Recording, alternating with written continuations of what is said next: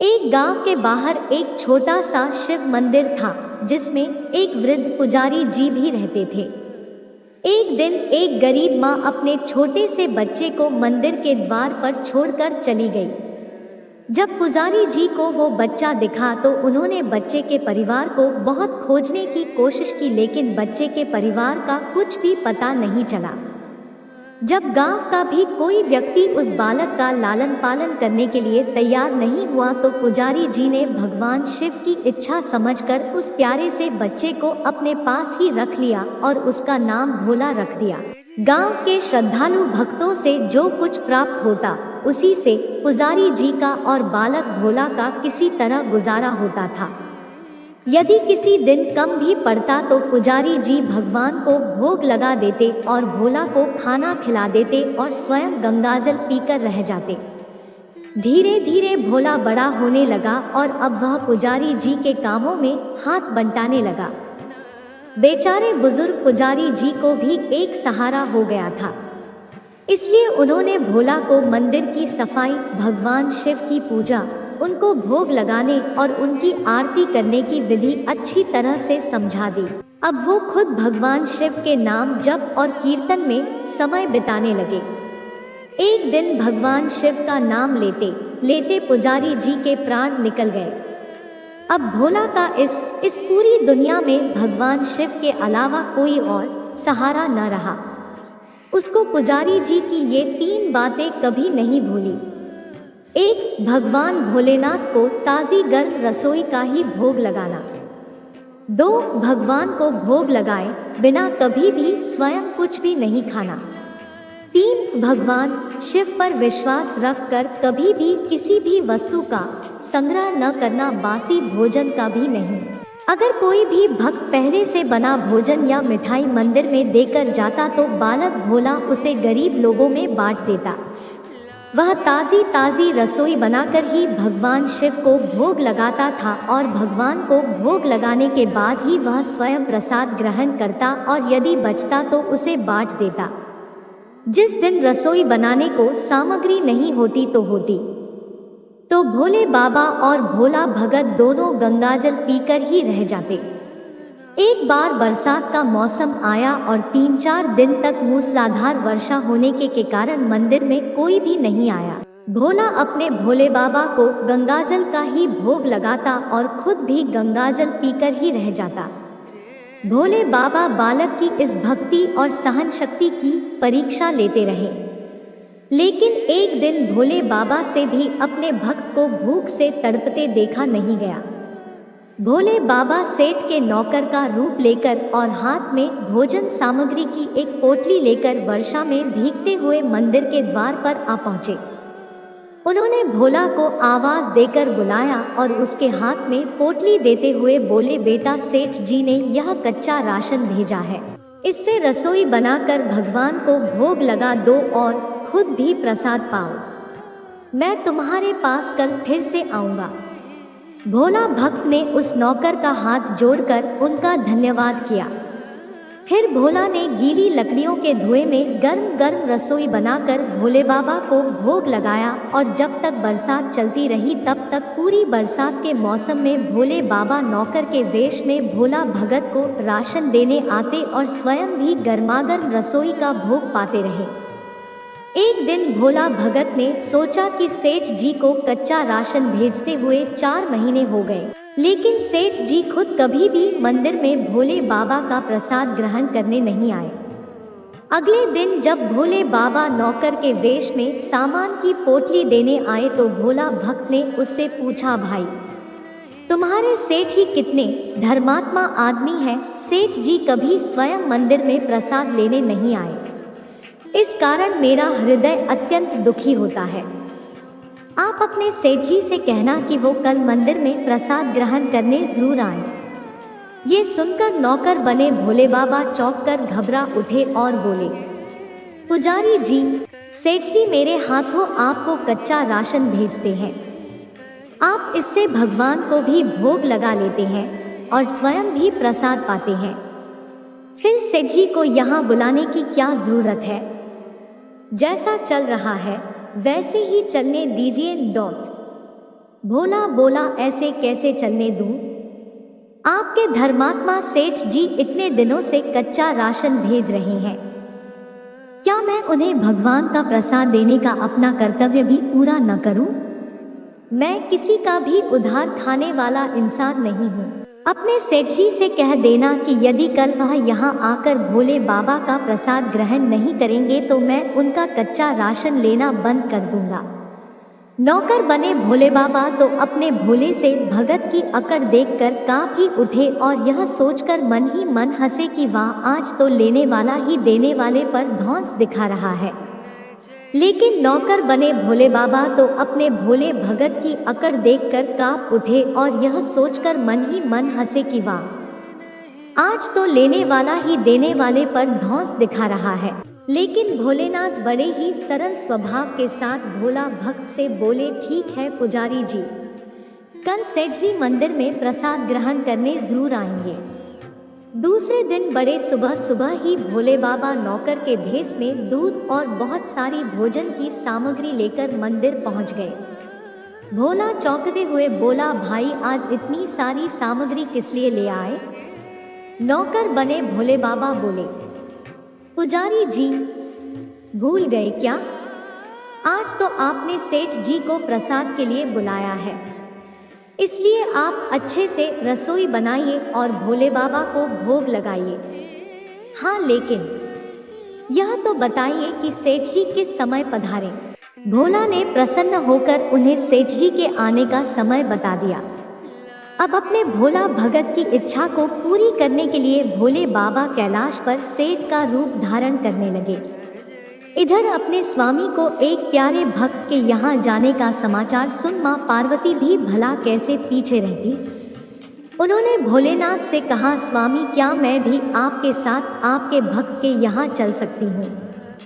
भोलानाथ की आज्ञा लेकर माता पार्वती सेठानी का रूप धारण करने के जुट गई। भोलेनाथ ने अपने गले से मुंडों की माला उतार दी, शरीर पर लगी भस्म, कमर पर पहना हुआ बाघांबर और बाहों और कानों में पहने सांपों के हार भी उतार कर रख दिए। उन्होंने एक मखमल का सुंदर कुर्ता धारण कर लिया और अपनी जटाओं को सीधी करके गंगा माता और चंद्रमा को उसमें छिपा लिया और ऊपर से एक सुंदर सी पगड़ी पहन ली। सदैव नंगे पैर विचरण करने वाले भगवान भोलेनाथ ने आज अपने पैरों में रेशमी जूतियां धारण कर ली। अपने हाथ का त्रिशूल और डमरू भोलेनाथ ने नंदी जी के हाथ में थमा दिया और अपने हाथ में एक सुंदर छड़ी पहनकर पार्वती माता के तैयार होने की प्रतीक्षा करने लगे। इधर माता पार्वती माता घंटों से तैयार होने में जुटी हुई थी। माता पार्वती ने सुंदर बनारसी साड़ी निकालकर पहनी, जिसका रंग सेठ जी बने शिवजी जी के कुर्ते से मिल रहा था। उन्होंने सोने चांदी हीरे के जगमगाते हुए आभूषण पहन लिए और बगल में एक सुंदर सा पर्स ले लिया और भोले बाबा के बार बार आवाज लगाने पर चलने के लिए तैयार हो गई। जब माता पार्वती जी और शिवजी ने एक दूसरे को सेठ और सेठानी के भेष में देखा तो वे दोनों चकित होकर एक दूसरे को निहारते रह गए। दोनों ही एक दूसरे को देख देख कर निहाल हुए जा रहे थे। इससे पहले उन्होंने कभी एक दूसरे का ऐसा सुंदर रूप देखा ही नहीं था। जब भगवान शिव पार्वती सेठानी सेठ का रूप धारण करके कैलाश से अपने भक्त के यहाँ दावत खाने चले गए तो गणेश जी, कार्तिकेय, नंदी, ऋषि, मुनि, देवता, देवांगनाएं भी उन्हें देखकर ठगे से रह गए। सेठ बने शिवजी अपने हाथ में ली हुई छड़ी को अदा से घुमाते हुए पृथ्वी पर टेकते हुए चल रहे थे और उनके पीछे पीछे बगल में पर्स लिए अपनी जूती से टकटक और पायलों से छन छन की मधुर ध्वनि करती हुई माँ पार्वती सेठानी बनी हुई चल रही थी। इधर भोला भक्त भी सुबह से ही सेठ जी के स्वागत में भांति भांति के पकवान बनाने में जुटा हुआ था। अपने भोलेनाथ का भोग तो वह चलते फिरते बना लेता था, किंतु आज उसे कई महीने से भगवान को भोग लगाने के लिए कच्चा राशन भेजने वाले सेठ जी को भगवान का प्रसाद देना था। इसलिए उसने आज के पकवान में अपनी सारी पाक कला लगा दी। उसने सेठ जी द्वारा भेजे हुए चावलों को अच्छे से धोकर खीर बनाई, उसे धीमी आंच पर पकाकर गाढ़ा किया। और उसमें सेठ जी के द्वारा भेजे हुए पिस्ते, केसर, बादाम, चिलगोजे, किशमिश डाले। अदरक और मिर्च को कूटकर उसे बाजरा, बेसन और गेहूं के आटे में भर भर कर मोटे मोटे मिस्से टिक्कड़ बनाए। रसोई बनाकर भोला भक्त फिर से स्नान करने चला गया ताकि स्वच्छ वस्त्र पहनकर भोले बाबा को भोग लगा सके और सेठ जी को उनका प्रसाद दे सके।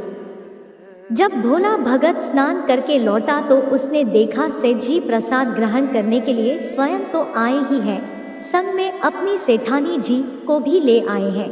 भोला ने झट दोनों से राम राम की उन्हें आसन देकर बैठाया और बोला, मैं अभी भगवान को भोग लगाकर आता हूँ, फिर आपको प्रसाद परोसूंगा।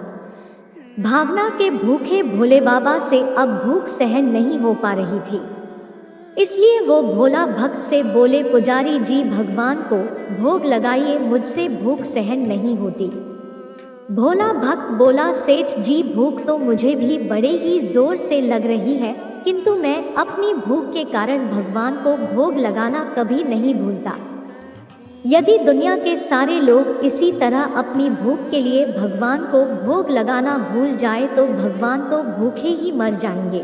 सेठ जी बने भोले बाबा एक पत्तल उठाते हुए बोले, पुजारी जी आप भोग लगाइए, इधर मैं पत्तल परोस लेता हूँ, मुझसे भूख सहन नहीं हो पा रही है। भोला भक्त सेठ जी बने भोले बाबा को डांटते हुए बोला, सेठ जी भगवान के काम में न तो जल्दबाजी चलती है और न ही कंजूसी। मैं जब तक भगवान जी को भोग नहीं लगा लेता आप रसोई के पास भी नहीं आएंगे। चुपचाप इधर बैठ जाइए और नमः शिवाय का जप करते रहिए। मैं अभी भगवान जी को भोग लगा के आता हूँ और फिर आपको भर पेट भोजन करवाता हूँ। सेठ बने शिवजी डांट खाकर चुपचाप जाकर अपने आसन पर बैठ गए। सेठानी बनी पार्वती उनकी यह दशा देखकर बड़ी मुश्किल से अपनी हंसी रोक पा रही थी, लेकिन जैसे ही भोला भक्त पत्तल में सामग्री लेकर भगवान को भोग लगाने मंदिर में गया, शिवजी पार्वती जी को चुप रहने का संकेत करते हुए चुपके चुपके पैर रखते हुए रसोई में पहुंच गए और उन्होंने एक एक व्यंजन उठाकर चखना शुरू कर दिया। भोले बाबा तो प्रसाद को चखते ही एकदम से हैरान रह गए। खीर में चीनी की जगह नमक भरा हुआ था और सब्जियों में चीनी भरी हुई थी। जैसे ही भोले बाबा ने रोटी का एक टुकड़ा तोड़कर मुंह में डाला तो वो सी सी करने लगे, क्योंकि रोटी में मिर्च ही मिर्च भरी थी। वो सी सी करते हुए उल्टे पैर भाग आए और अपने आसन पर जा बैठ गए। माँ पार्वती अपने स्वामी की यह हालत देखकर खिलखिलाकर हंस पड़ी। इससे पहले कि भोले बाबा पार्वती जी के सामने कुछ सफाई दे पाते, भोला भक्त नमः शिवाय मंत्र का जप करते हुए आ पहुंचा। उसने भोग को रसोई में मिलाकर उसे पवित्र बनाया और फिर सेठ जी के सामने पत्तल परोसकर हाथ जोड़कर बोला, सेठ जी अब आप जी भरकर प्रसाद पाइए। भोले बाबा ने तो अभी अभी ही भक्त की भक्ति से भी जोरदार उसके हाथ की बनी हुई रसोई चखी थी, इसलिए अब फिर से उसे ग्रहण करने की बात सुनकर उनके पसीने छूटने लगे। भोले बाबा कभी भोला भक्त की ओर देखते तो कभी पार्वती माता की ओर। भोला को सेठ जी की यह बात बर्दाश्त नहीं हुई और वह बोला, सेठ जी अब क्या हो गया? अभी तो आप इतने उतावले हो रहे थे, अब आप प्रसाद ग्रहण क्यों नहीं कर रहे? आप ग्रहण करोगे तभी तो माताजी भी प्रसाद ग्रहण करेंगी और फिर मैं भी प्रसाद ग्रहण करूंगा। भोला की ललकार सुनकर भोले बाबा ने चुपचाप खीर का कुल्हड़ उठाया और सारी नमकीन खीर गटागट पी गए। कुल्हड़ खाली होने की देर थी कि भोला ने उसे झट से फिर भर दिया। अपने प्रिय भक्त के हाथों से परोसे हुए भोग में भगवान को आज दुगना स्वाद आने लगा। भोला भक्त परोसता गया और भोले बाबा पीते गए। पार्वती माता भक्त और भगवान का प्यार देखकर निहाल हो रही थी। जब सारी रसोई समाप्त हो गई तो भगवान ने एक जोर की डकार ली। भोला को होश आया और वह बोला, सेठ जी वाह, मैं ही बावला था, मेरी ही गलती है जो मैंने इतनी थोड़ी सी रसोई बनाई। मुझे पता होता कि आपको प्रसाद ग्रहण करने का इतना शौक है तो और भी ज्यादा रसोई बनाता। भोले बाबा अपने पेट पर हाथ फेरते हुए सेठानी बनी पार्वती जी की ओर मुस्कुराकर देखते हुए बोले, पुजारी जी, मैं इतना रोज कहाँ खाता हूँ, लेकिन आज प्रसाद इतना स्वादिष्ट बना था कि मेरा अपने आप पर वश ही नहीं रहा और मैं खाता ही चला गया। किंतु तभी भोला भक्त रुआसा सा होकर बोला, सेठ जी वह तो ठीक है, लेकिन माताजी तो भूखी ही रह गई। ममतामयी पार्वती माँ से भोला का रुआसा सा मुख देखा नहीं गया। उन्होंने बची हुई खीर की 4 बूंदें अपने कंठ में टपका ली। भोले बाबा द्वारा भोग लगाने से प्रसाद में अद्भुत अलौकिक स्वाद भर गया। ऐसी मीठी और सुगंधित खीर खाकर माता की आत्मा तृप्त हो गई और उनके तृप्त होते ही सृष्टि का हर एक प्राणी तृप्त हो गया। भोला भगत बोला, सेठ जी, आपने और माताजी ने प्रसाद ग्रहण कर लिया, इससे मुझे बहुत खुशी और संतोष मिला है। आप दोनों ने प्रसाद ग्रहण कर लिया, समझे मेरा पेट भी भर गया। मेरी तो वैसे भी महीने में 4-4 एकादशी हो जाती है, किंतु मैं भी एक दाना ले ही लेता हूँ, जिससे कि भोले बाबा के प्रसाद का अनादर न हो। यह कहकर जैसे ही भोला ने खीर के पात्र में लगा चावल का एक दाना उठाकर अपने मुंह में डाला तो उसकी जन्म जन्मांतर की भूख प्यास मिट गई और उसकी सभी इच्छाओं की भी तृप्ति हो गई। उसके ज्ञान रूपी नेत्र खुल गए और उसने देखा कि उसके सामने त्रिलोकीनाथ भगवान शंकर और जगतजननी माँ पार्वती आशीर्वाद की मुद्रा में मुस्कुराते हुए खड़े हैं। भोला भक्त दौड़कर उनके चरणों में लेट गया और उन्हीं में समा गया। तो भक्तों, प्यार से बोलिए हर हर महादेव।